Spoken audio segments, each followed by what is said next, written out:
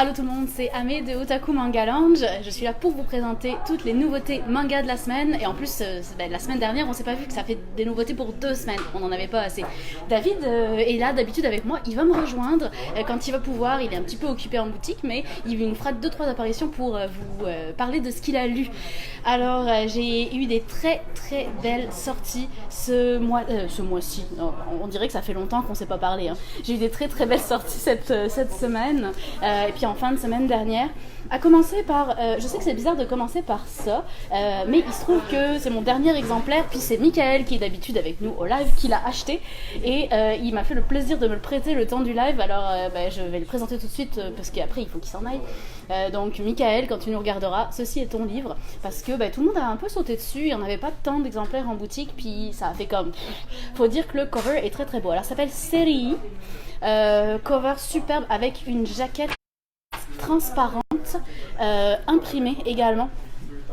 Et ici, voilà, et puis des pages, quelques couleurs, mais en fait, c'est pas colorisé, mais c'est les pages elles-mêmes qui sont en couleur. Super belle, avec une très très belle édition. Donc, c'est ça, le temps que je le lis, ça a fait... Il n'y en avait plus. Série, c'est un peu spécial. Vous allez voir que les graphismes sont très spéciaux. Alors, je vous montre un petit peu en vous parlant. Salut à tous ceux qui nous rejoignent. Salut Dominique et Romy. Vous voyez un peu les graphismes très très épurés. C'est vraiment, ça pourrait ressembler à du roman graphique québécois presque. Hein. C'est aussi épuré que certains auteurs québécois. En fait, c'est un post-apocalyptique. Il y a une apocalypse sur Terre. La plupart des humains ont disparu et nos deux héros font partie des derniers survivants. Mais on ne saura jamais, on ne voit pas l'apocalypse, on ne saura jamais ce qui s'est passé. Puis c'est pas ça qui est important. Ce qui est important finalement, c'est l'après. C'est qu'est-ce qu'on fait quand on n'est plus que deux, qu'il reste que nous deux, puis que la solitude s'installe. De plus, ces deux personnages, lui est un humain, puis elle est un robot. D'ailleurs, c'est elle qu'on voit ici. Alors, vous voyez sans doute pas très bien, mais elle a des chiffres ici implantés dans le cou qui symbolisent... en fait, je vous dirai pas ce que ça symbolise parce que ce serait du spoiler. Mais elle, c'est un robot. Ça fait qu'elle a une espérance de vie qui est beaucoup plus longue que celle de son ami humain. Et le problème, c'est que bientôt, elle va se retrouver complètement seule au monde. Donc c'est vraiment un roman graphique de solitude. C'est également c'est évidemment très philosophique, très poétique dans la façon dont c'est écrit. Ça plaira pas à tout le monde, mais ceux qui aiment ce style. Alors on avait eu la Cité Saturne qui ressemblait un petit peu à ça, mais en plus shonen. On avait eu Planète, mais même Planète, il se passe un peu plus de choses là. C'est quand même très très calme. Alors moi j'ai adoré, mais c'est pas tout le monde qui peut aimer. Il y a une citation à la fin du livre ici d'un philosophe qui dit: nous sommes des êtres discontinus, individus mourants isolément dans une aventure inintelligible, mais nous avons la nostalgie de la continuité perdue. Je vous avoue que je n'ai absolument pas compris cette phrase au début, et que en fait à la fin du roman graphique, elle revient et on se rend compte que tout le roman n'a parlé que de cette phrase et que cette phrase a été expliquée un petit peu par le livre. Ce qui est cool aussi, c'est que ça tourne beaucoup autour de la littérature, des livres, et puis moi j'adore les livres, alors j'ai très apprécié ça. Donc c'était série I. Je continue avec quelque chose de très différent. Alors là, pour le coup, vraiment différent. C'est un shonen assez intense, réservé pas pour tout public, je dirais 14 ans et plus. C'est Anonyme. Anonyme, en fait, ça raconte l'histoire d'un petit gars qui, au secondaire, a tué son prof à coups de batte de baseball. Et qui s'est évidemment retrouvé en prison pour mineurs à cause de ça. On va rapidement comprendre que c'est un garçon très sage, très poli, respectueux, il a des bonnes notes à l'école, il a l'air tout à fait sain d'esprit, et on comprend pas très bien ce qui a pu faire en sorte que qu'il pète une coche comme ça. Allô Lauriane, mon Dieu qu'elle crie. J'espère que tu vas bien. C'est ça, on se demande un petit peu ce qui a pu faire péter une coche à ce gamin quand il était petit. Évidemment, on le retrouve quand il est ado un peu plus tard. Et puis on va rapidement comprendre que c'est pas venu de nulle part. Il y a un élément déclencheur super important puis super dramatique qui s'est passé et qui a fait que il a complètement pété une coche. Et donc on le retrouve en fait après sa sortie de prison pour mineurs. quand il a changé de ville, changé d'école et qu'il essaye de se refaire une vie, mais que les rumeurs reviennent toujours à la surface parce qu'évidemment c'est une épopée qui a fait le tour des journaux, des médias, de la télé, fait impossible de se soustraire à son passé et donc voilà.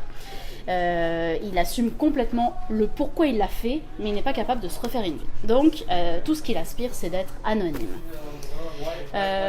Tu me demandes, est-ce qu'il y a des gothiques? Non, j'ai rien de gothique, mais j'ai un truc dans le genre Harry Potter. Ça pourrait ressembler, mais c'est pas gothique vraiment. Fait que voilà, donc c'était anonyme. C'est quand même vraiment intense. Accrochez-vous. C'est un shonen, mais ceux qui auraient lu Arachnid, ça ressemble un petit peu au style shonen action, vraiment quand même avec des scènes trash puis des côtés de l'espèce humaine qui sont pas toujours glorieux à montrer. Donc c'est ça, anonyme. Je continue avec une réédition. Alors c'est Trinity Seven. On continue en fait avec la maison d'édition Panini que vous voyez ici, qui nous a fait en fait depuis qu'ils ont édité Demon Slayer, ils ont fait un gros coup de cash, fait que ça leur permet de rééditer des séries qui n'étaient plus trouvables. Et ça fait le bonheur de tout le monde. Trinity Seven en est une. Ils ont réédité Happy, ils ont réédité Family Compo, et donc là ils nous ont réédité les 15 volumes de Trinity Seven. Ça c'est le 1, ça c'est le 15, mais j'ai aussi tout ce qui s'en vient au milieu. En plus les couvertures sont super belles parce qu'elles font comme un arc-en-ciel vraiment super bien défini. Fait que là c'est 2 oranges malheureusement, mais les covers les tranches des covers de Trinity Seven sont quand même super belles. Donc pour ceux qui ne connaîtraient pas la série, c'est devenu culte dans le style un petit peu action, un peu dans le genre de freezing, ce genre de choses, action sci-fi, avec beaucoup de fanservice, hein, je ne vais pas vous le cacher, mais vous l'avez compris à la couverture. Donc c'est un gars dont la vie va basculer un jour. Le jour où en fait il sort de chez eux avec sa petite cousine qui tient énormément, puis le soleil est devenu noir. François, tu me demandes s'il y a de nouveaux isekai. Non, il n'y a pas de nouveau isekai, mais ça pourrait s'apparenter au style, même si c'est pas vraiment un isekai, mais il va quand même changer de monde. Fait que si tu n'as jamais lu Trinity Seven, tu vas sans doute aimer si tu aimes l'isekai. Fait que c'est ça, il sort de chez eux, puis avec sa cousine, le soleil est devenu noir. Et il se rend compte aussi que sa cousine, qui l'aime beaucoup, n'est plus tout à fait elle-même. Il y a comme des choses qui collent pas dans sa personnalité. Et puis tout d'un coup, ils vont se faire comme attaquer par une fille comme vraiment armée jusqu'aux dents.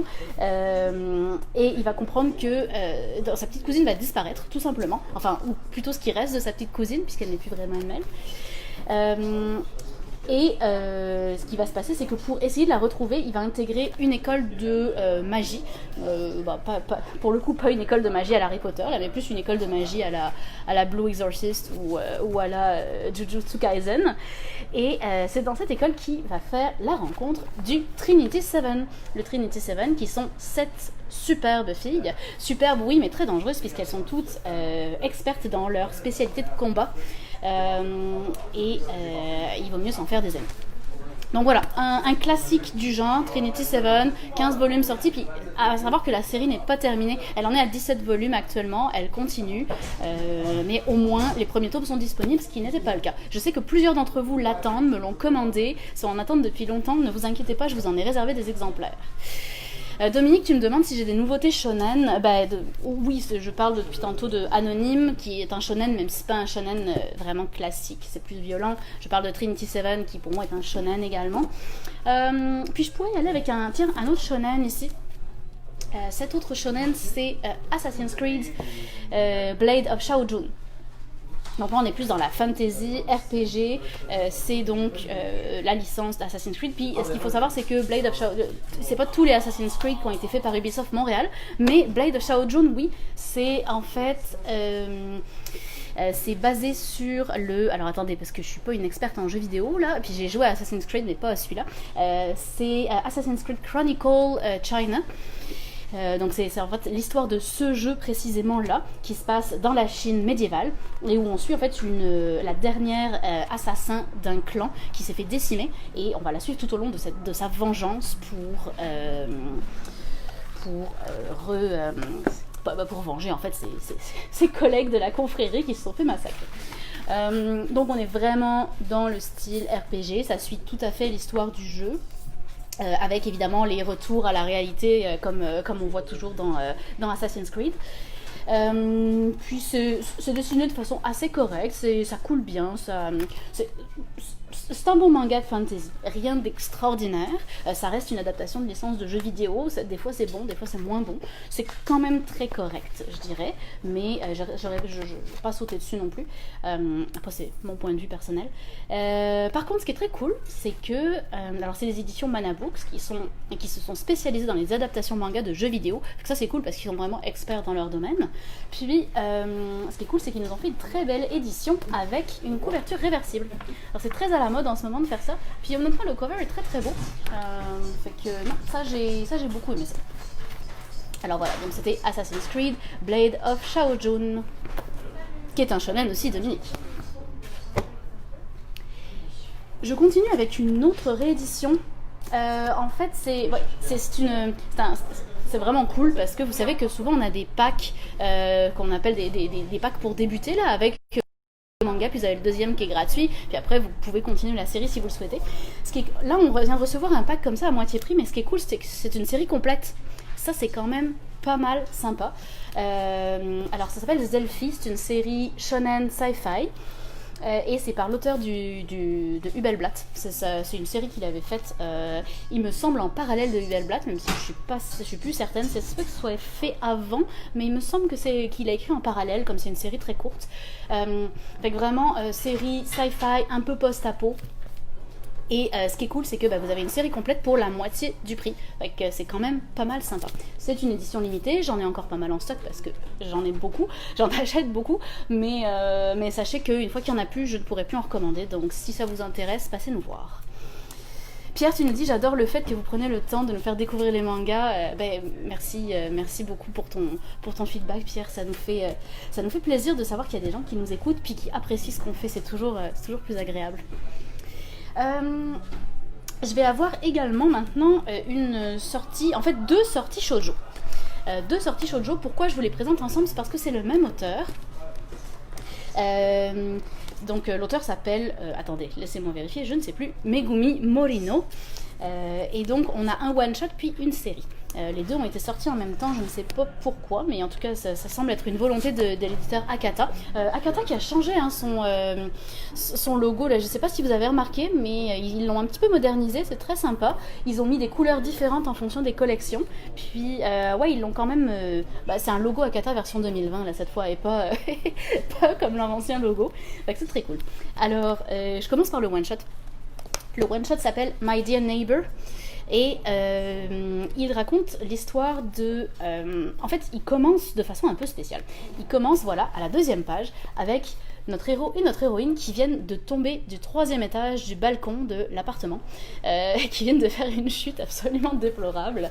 Et en fait, il s'est jeté dessus pour la sauver, mais c'est une petite fille. En fait, nos deux héros ont une grande différence d'âge. Ils se sont rencontrés il y a longtemps, quand elle était encore une petite fille, et ils discutaient de balcon en balcon. Lui était un adolescent qui était en rébellion contre son père. Ça se passait pas du tout bien dans sa famille. Il a une famille assez terrible.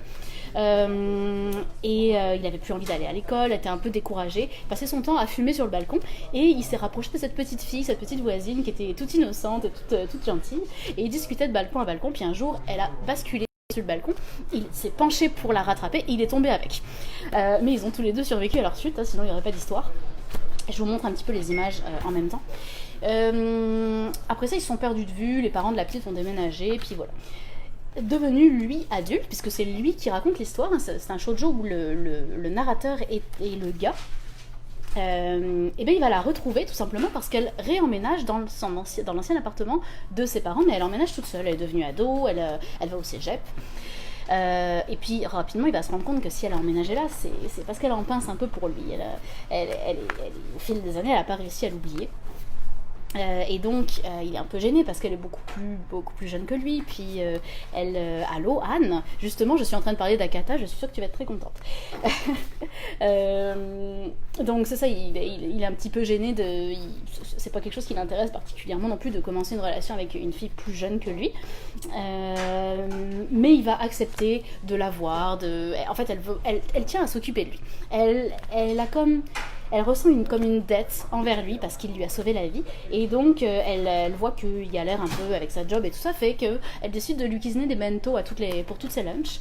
Donc, il finit par accepter, ce qui les rapproche. Et puis, c'est une jolie histoire d'amitié où elle est désespérément amoureuse. Lui est comme, t'es trop jeune pour moi. Mais je vous dis évidemment pas comment ça se finit. Mais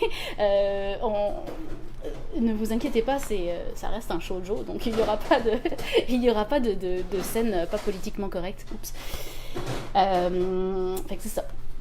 C'est quand même un petit shoujo très mignon, où c'est pas forcément vraiment plus une histoire d'amour. Il y a tout le côté de l'ambiance familiale des deux côtés, parce qu'elle aussi a des difficultés avec sa mère. Lui, son père est parti, puis il a laissé tout simplement en plan tout seul se débrouiller. Il y a cette espèce d'amour impossible. Bref, c'est très très cool. Puis ce qui est cool, c'est que c'est un one shot. Donc oui, excusez, je vous répète le titre parce que je sais que vous pouvez pas le lire, c'est à l'envers, je suis désolée, il va falloir que j'appelle Facebook pour leur dire hey, vos vidéos sont à l'envers. C'est My Dear Neighbor. Puis donc, l'autre shoujo de Megumi Morino qui est sorti en même temps, c'est À tes côtés.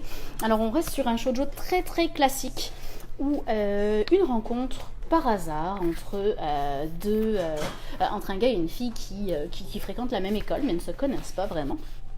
Un jour il pleut, il est assis sur un banc sous la pluie et donc elle arrive derrière et elle lui tend son parapluie pour le protéger, c'est tout mignon. À la suite de ça, lui il est vraiment fleur bleue là, lui c'est comme il est comme tellement naïf puis tellement gentil puis tellement il a le cœur sur la main, il est adorable. Donc ce qui va se passer c'est qu'à cause de ce geste il va tomber amoureux d'elle et donc il va essayer de la séduire, mais elle est comme non je veux pas sortir avec toi, puis là elle vient de rompre avec son ancien chum. Fait que elle est comme non, je veux pas ressortir avec quelqu'un. Il insiste tellement qu'elle finit par lui dire, puis elle s'entend bien avec lui. Alors elle finit par lui dire, écoute, on pourrait faire le test de sortir ensemble jusqu'à Noël. Puis on verra ce qui se passe, puis après Noël, je te donnerai ma décision. Vous doutez bien que ce garçon étant tellement gentil, une scène spoil. Non, c'est pas spoil. une scène haute de shoujo. Donc vous doutez bien que les sentiments vont évoluer, etc. On est vraiment sur un shoujo très très classique, centré vraiment uniquement sur l'histoire d'amour, avec des personnages qui sont très bien réussis, très attachants, surtout lui, mais elle aussi, parce qu'elle a une volonté de faire, elle veut vraiment résister. Super bien dessiné, des dessins très doux, pas trop d'utilisation de trames, je trouve ça... des fois je reproche un peu aux shoujo d'avoir trop de trames dans les dessins, mais honnêtement là c'est super bien fait, c'est très discret. Voilà, donc c'est un shoujo, comme dirait ma collègue Morgane, un shoujo bien gnangnan, bien quétaine, mais comme on aime. Donc c'est À tes côtés.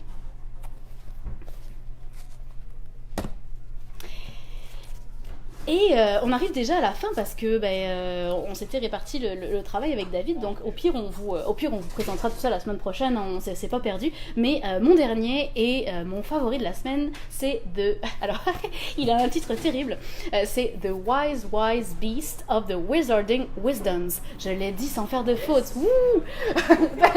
Il y a David qui dit yes derrière, je sais pas si vous l'avez entendu.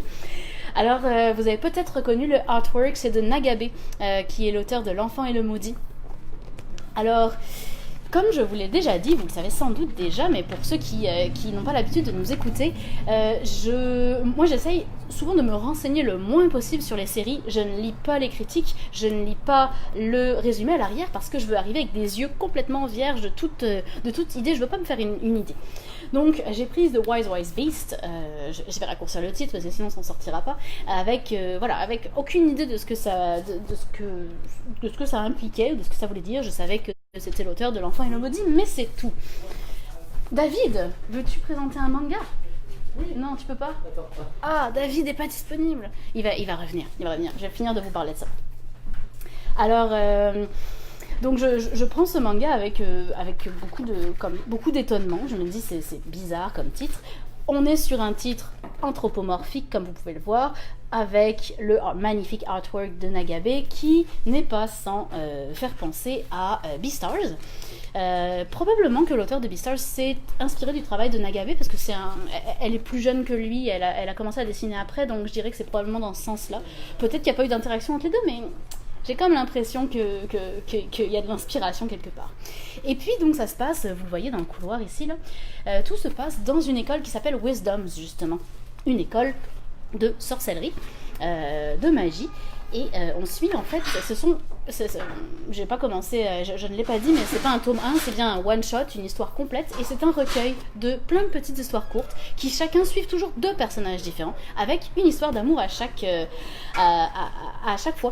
Et ben, il se trouve que les personnages sont très très attachants, et puis que, étant donné que ce sont des animaux, on comprend pas tout à fait qui est un gars puis qui est une fille dans l'histoire, puis on va rapidement se rendre compte qu'en fait il n'y a pas de filles, ce ne sont que des gars, puis c'est un recueil BL, Boys Love.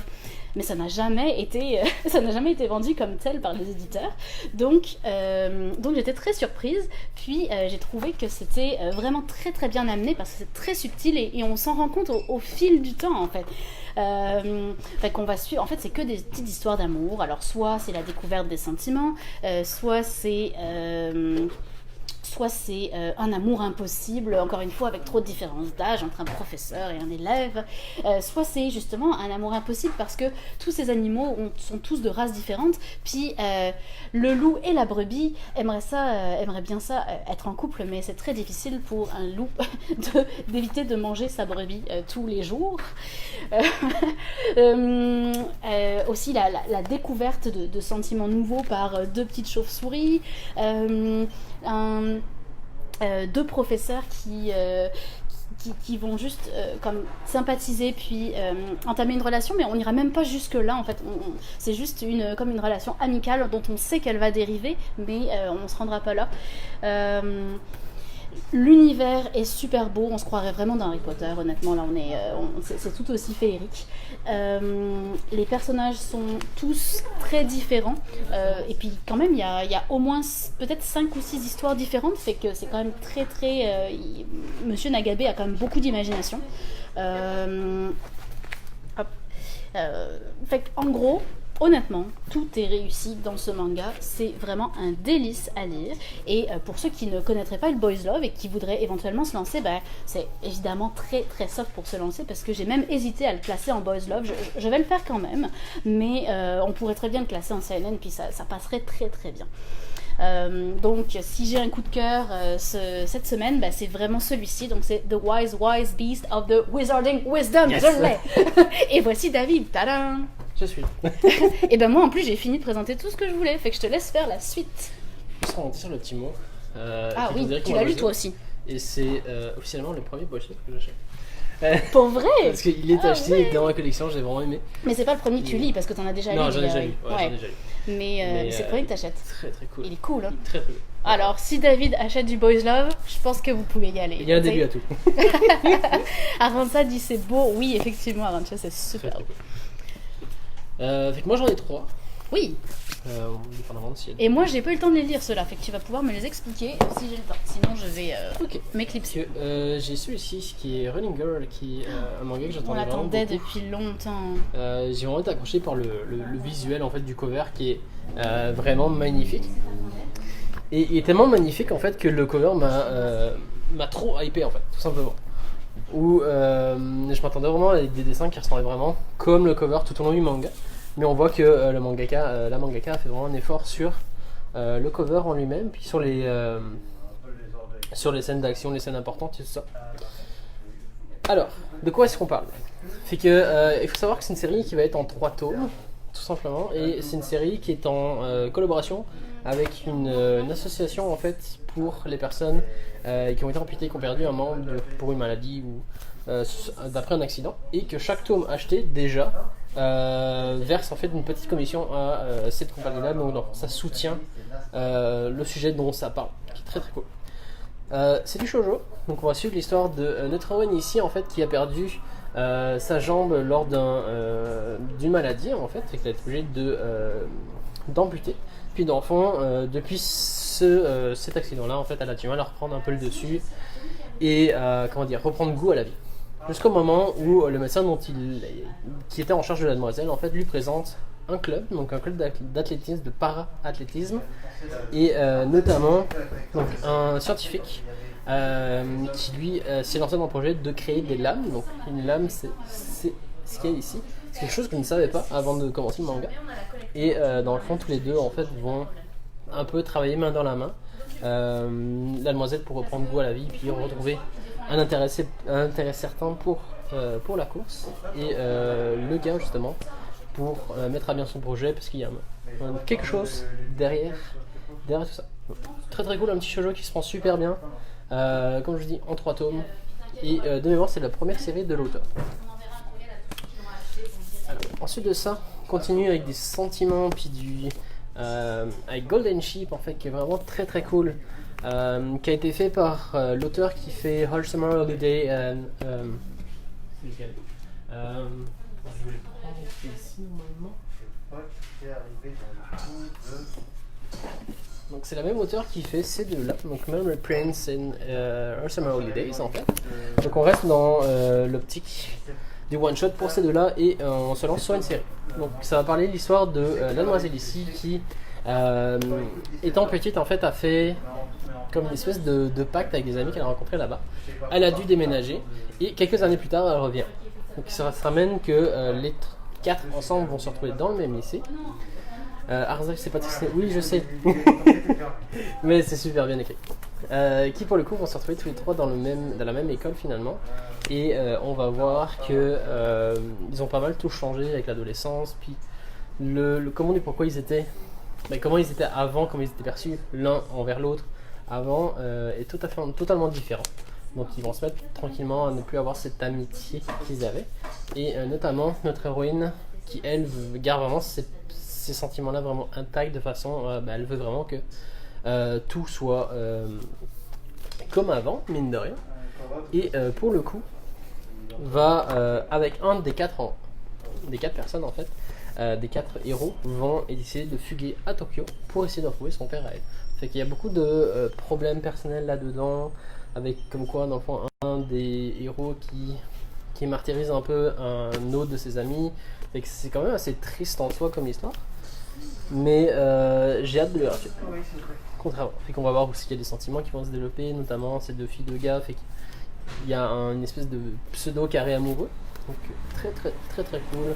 On reste pas mal sur les mêmes sujets. Fait que d'enfant, du passage de l'adolescence à l'âge adulte. Donc avec Golden Sheep, qui est très très cool pour le coup. Et on va rester un peu dans le même style, avec petite histoire d'été, petit amourette d'été. Un peu plus triste, qui va être plus dans la veine de Anohana, notamment avec Second Summer Never See You Again, qui est une série en 2 tomes seulement, donc 2 tomes terminés, qui va raconter l'histoire de notre héros qui est ici sur le cover et la demoiselle ici.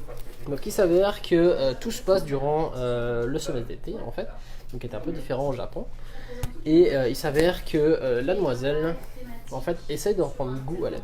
Donc c'est de très près lié à la musique, où dans le sens il essaie de monter un groupe et de vivre le plus pleinement possible leur été avec ce groupe. Le problème c'est que tout le monde se met un peu sur leur chemin, tout le monde leur dit ouais mais non mais les groupes c'est interdit à l'école, il faut vraiment se centrer sur les études et pas sur la musique et tout ça. Ils vont quand même faire ce qu'ils veulent, ils vont quand même monter un groupe. Et il s'avère que la demoiselle ici en fait, on ne le sait pas, mais on découvre assez vite que la demoiselle est atteinte d'une maladie et vient tout simplement à décéder de cette maladie. Une fois que le héros refait son deuil, il passe la nuit puis il se réveille en fait plusieurs jours en arrière, fait qu'il a fait un voyage dans le temps, fait qu'il va essayer de modifier un peu tous les éléments, essayer de sauver justement son ami et d'essayer de la faire se focus sur son traitement et pas sur le fait de vivre ses derniers instants le plus pleinement possible. Très très cool, très touchant, très attachant, puis c'est une série en 2 volumes, fait que... Ok. Il y a un coffret aussi qui est sorti, il y a un coffret intégral. Aussi. Ouais. Il y a un coffret aussi. qu'on a eu en même Mais, temps. c'est très- Alors, Arantxa te demande c'est pas tristounet, puis j'aurais la même question. Oui, c'est que des trucs assez badants en plus. Oui, c'est ça, merci de nous pourrir notre morale Non, à la non, fin non. du live là. On peut-tu reparler de Assassin's Creed et la vengeance? Non, la vengeance, c'est pourri. Non, ça, à tes côtés. À tes côtés, c'est tout parler de mignon. Magabé aussi. Oui, c'est ça. Le fameux. Oui, l'amour, l'amour. J'ai trouvé qu'il avait un compte Twitter qui est vachement intéressant. Ok, Il un poste compte beaucoup, Twitter. beaucoup de choses. Ok. Puis c'est un truc qui est vraiment populaire au Japon avec les mangaka. À tel Les point que- mangaka postent beaucoup sur Twitter, c'est Ouais, ça? ils sont Ah vraiment ouais. actifs. Ok. Puis c'est même un truc que les libraires se méfient. Ils disent quand même, mettez rien sur Twitter, machin, dans des dédicaces, parce que sinon c'est la folie. Enfin, bref. Quand ta librairie est remplie jusqu'à ras bord, comme nous avec Tout à fait. Takeshi Obata, c'était la folie. Ah oui, non. 300 personnes dans le lounge, oups. Mais non, c'est pas si triste que ça, c'est des petites lectures Non, qui sont, ok. tu sais, genre vraiment des petites romances d'été, avec justement donc, c'est pas mal des adolescents qui Ok. reprennent goût à la vie, qui, tu sais, genre comme on passe Ok, vraiment fait qu'il y a quand même un côté bad positif. Ouais, c'est vers un truc bad positif, début, ouais. mais ouais, j'avoue. des très cool pour le coup. Cool. Bon bah merci beaucoup David pour ces belles lectures. Fait que merci à vous. Ben oui, merci. Merci pour votre attention. Lisez Merci pour vos compliments aussi. Ça fait toujours plaisir. Lisez pour le Magabé. coup. Lisez The Wise Voice Beast, C'est- s'il vous plaît. C'est mon highlight de la semaine. Mon premier client aujourd'hui, il est arrivé, je lui ai sauté dessus, je lui ai fait. Il était en train de regarder une nouveauté, puis là je lui ai fait. Hey, si j'ai un conseil à te donner, c'est lui qu'il faut que t'achètes. Il était comme ok, il le prend. Excellent. Puis c'est le même format que la version japonaise, qu'ils ont gardé exprès justement, Ok. parce que l'auteur ressort. Et en anglais aussi d'ailleurs, ils ont gardé cette version-là aussi. Ouais. Mm. Fait que c'est notre recommandation de la semaine. Merci tout le monde. On se retrouve mardi pour un prochain live. À bientôt. Bye bye là.